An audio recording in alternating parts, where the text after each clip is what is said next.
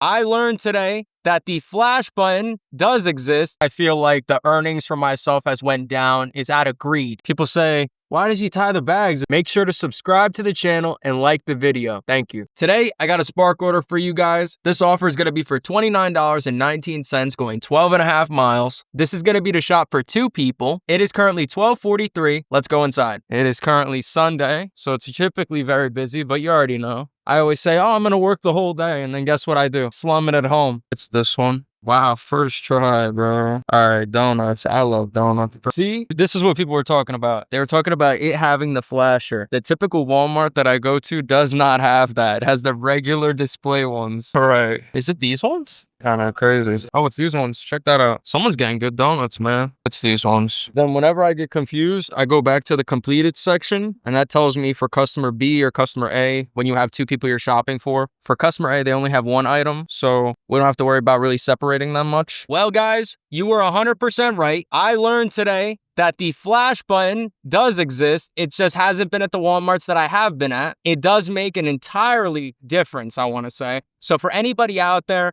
if there is a Walmart in your area that ends up having those digital buttons that you can end up using, they make the shopping so much faster, especially when you're on the aisles with a bunch of items. You literally don't even look. I used to count like the aisles and everything like that. Man, that's why people keep telling me to do that. That's why I look crazy not using it. This is so cool. You can see it flashing all the way from... Yeah, we need to come to this one more, man. Oh my God, how much cheese? Holy moly, 45 ounces of cheese. We have 3 items left right now. I think one of them is a food. The other 2 items, we're gonna have to go to the other side of the store, which is gonna be the space heater, and it's also gonna be the earplugs. This is probably why people will accept those 70 item shopping orders. Which one is it? Literally this one flashy. What's the difference?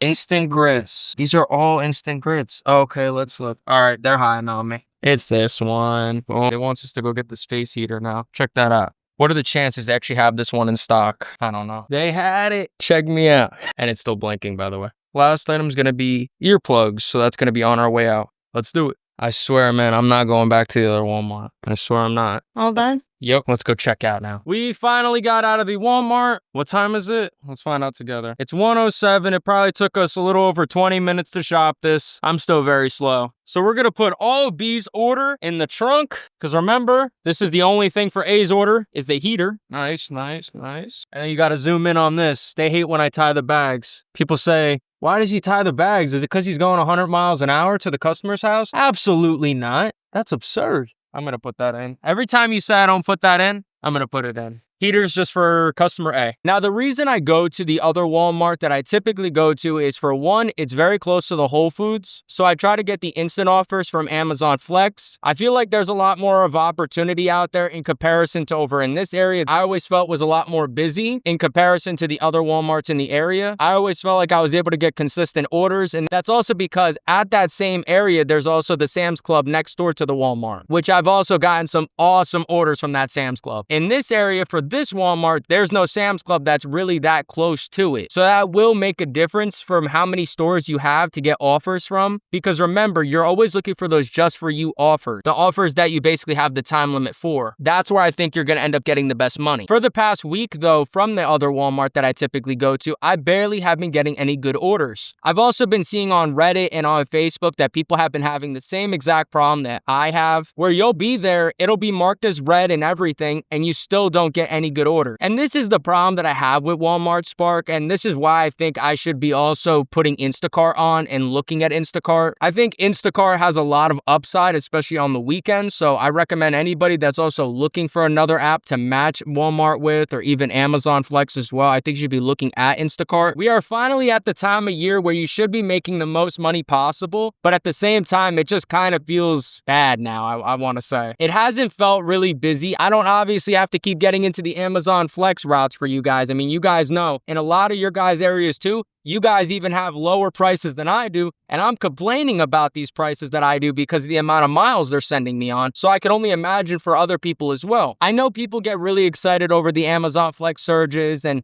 even all of these apps, how the prices go up, VHO as well. The only thought though that I keep thinking is how once the season is over and once the seasonal time goes and December passes and we then go into January, the only thing that will be holding these prices up is going to be a very bad storm. I can only imagine that after the holiday season goes, that a lot of the stuff is going to have very low rates. Part of the reason I feel like the earnings for myself has went down is out of greed. I feel like there's so many times where I'll see orders and not know whether or not to take them. And I think it's a good thing, but a bad thing. I feel like since you've experienced very bad orders, those kind of leave a stain on you so that you don't really know whether you want to take something like that again. The VO is like that more consistently, and that's the reason why I'll gamble on the Amazon Flex routes. I wouldn't mind taking $117 for 4.5 hours, but that's also because I feel like even if it's a very bad route, I will get it done at the minimum of like 30 minutes early, let's say. But when it comes to groceries and customer contact, this is a whole different thing, especially now. I've noticed a lot more orders for Walmart that have the passcode required. So you kind of have no choice but to make customer contact.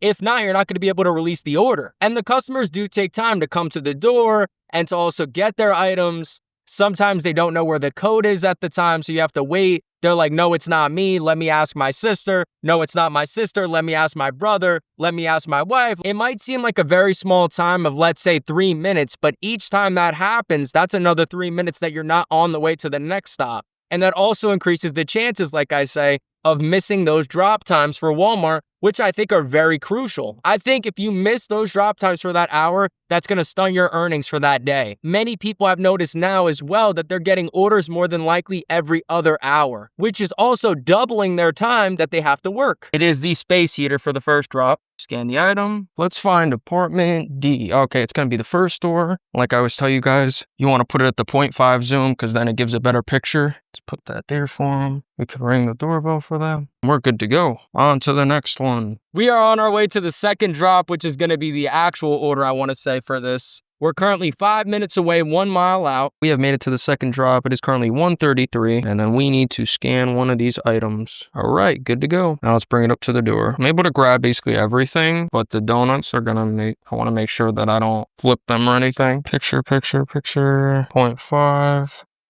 Then we're gonna text them to tell them that their order arrived. We completed that order. It is currently 1:35. We basically took like an hour to do it. It was like 13 miles to get to these orders. I think in total, what was it, 12 and a half? But then, I don't know, I feel like Spark's mileage as well is kind of like iffy. Something I also realized is that I think Spark has did some sort of update that finally made this app not freeze as much. I am proud to say for the first time in months that I've used this app, today, I did not have one time that I needed to refresh the app. It did not freeze one time. It'll probably happen 100 times more this week since I'm saying it. The most important thing when it comes to this type of work is getting as much money as you can, making as much money as you can in the most efficient time possible. That is the reason why multi-apping is so crucial, and to plan out your day the day before is the most crucial thing as well. Even if you have just a couple things booked, like if you booked an Amazon Flex route in the morning, book the VHO route at like 9 in the morning, 9:30, and then have the rest of the day if you wanted to do Spark, you can literally guarantee yourself close to a $300 day just off that. Now, the only thing that's going to be bad when it comes to that type of mindset is that the amount of hours and the amount of miles is going to be the biggest issue that you're going to face. If you don't care about the amount of hours you have to work, you just want to make the most amount of money, then that's the way to do it. Book yourself out. Any of that free time, you should have other apps on. People joke about the food delivery apps, but they end up working out, especially for the times where you have that free time in the day to make some money. Even if it is an extra $10 to $20, even $30 that day, that does make a huge difference. I want to hear your guys' thoughts though. What are your guys' standards when it comes to taking these orders? Are there specific things that you like to follow? Are there specific times that you try to avoid throughout the day? Let me know down in the comments down below. To the next route.